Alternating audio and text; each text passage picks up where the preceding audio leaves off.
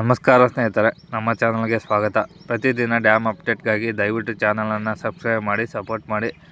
ಸ್ನೇಹಿತರೆ, ಉತ್ತರ ಕರ್ನಾಟಕದ ಜೀವನಾಡಿಯಾದ ತುಂಗಭದ್ರಾ ಜಲಾಶಯದಲ್ಲಿ ದಿನೇ ದಿನೇ ಒಳಹರಿವು ಹೆಚ್ಚಾಗ್ತಿದ್ದು ಸ್ನೇಹಿತರೆ ಅಪಾರ ಪ್ರಮಾಣದ ನೀರು ಸಂಗ್ರಹವಾಗ್ತಿದೆ.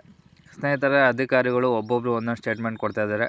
ಯಾವಾಗ ನೀರು ಕೊಡ್ತೀವಿ, ಒಬ್ಬರು 75 TMC ಆದರೆ ಕೊಡ್ತೀವಿ, ಒಬ್ಬರು 80 TMC ಆದರೆ ನೀರು ಕೊಡ್ತೀವಿ ಅಂತ ಹೇಳ್ತಿದ್ದಾರೆ. ಈ ಥರ ಬೇಜವಾಬ್ದಾರಿ ಮಾತುಗಳು ಅಧಿಕಾರಿಗಳ ಬಾಯಿಂದ ಬರ್ತಿದೆ.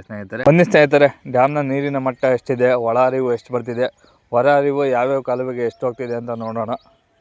ಸ್ನೇಹಿತರೆ, ದಿನಾಂಕ 4/8/2026 ಮಾಹಿತಿಯ ಪ್ರಕಾರ ಒಳ ಹರಿವು 81,315 ಕ್ಯೂಸೆಕ್ ನೀರು ಒಳ ಹರಿವು ಬರ್ತಿದೆ. ಸ್ನೇಹಿತರೆ, ಮಲೆನಾಡು ಭಾಗದಲ್ಲಿ ಅತಿ ಹೆಚ್ಚು ಮಳೆ ಆಗ್ತಿರೋ ಕಾರಣದಿಂದ ತುಂಗಭದ್ರಾ ಜಲಾಶಯದಲ್ಲಿ ಒಳ ಹರಿವು ಗಣನೀಯವಾಗಿ ಹೆಚ್ಚಿಗೆ ಆಗಿದೆ. ಸ್ನೇಹಿತರೆ, ಇನ್ನು ಹೊರ ಹರಿವು ವಿಷಯಕ್ಕೆ ಬಂದರೆ 1,400 ಕ್ಯೂಸೆಕ್ ನೀರು ಹೊರ ಹರಿವು ಹೋಗ್ತಿದೆ. ಸ್ನೇಹಿತರೆ, ಬನ್ನಿ, ಎಡದಂಡೆಗೆ ಯಾವುದೇ ಕ್ಯೂಸೆಕ್ ನೀರು ಹೋಗ್ತಿಲ್ಲ. ಸ್ನೇಹಿತರೆ, ಇನ್ನು ಬಲದಂಡೆ ಹೈಯರ್ ಲೆವೆಲ್ ಕಾಲುವೆಗೆ 330 ಕ್ಯೂಸೆಕ್ ನೀರು ಹೋಗ್ತಿದೆ. ಸ್ನೇಹಿತರೆ, ಇನ್ನು ಬಲದಂಡೆ ಲೋಯರ್ ಲೆವೆಲ್ ಕಾಲುವೆಗೆ 1034 ಕ್ಯೂಸೆಕ್ ನೀರು ಹೋಗ್ತಿದೆ.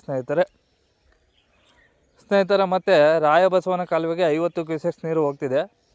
ಮತ್ತು ನದಿಗೆ ಯಾವುದೇ ರೀತಿ ನೀರು ಬಿಡ್ತಿಲ್ಲ. ಸ್ನೇಹಿತರೆ, ಇವತ್ತು ಡ್ಯಾಮಲ್ಲಿ 50.508 TMC ನೀರು ಸಂಗ್ರಹವಾಗಿದೆ. ಸ್ನೇಹಿತರೆ, ಇದೆಲ್ಲ ನೋಡ್ತಿದ್ದೆ ಸ್ನೇಹಿತರೆ, ಆದಷ್ಟು ಬೇಗ ಡ್ಯಾಮ್ ತುಂಬುತ್ತೆ.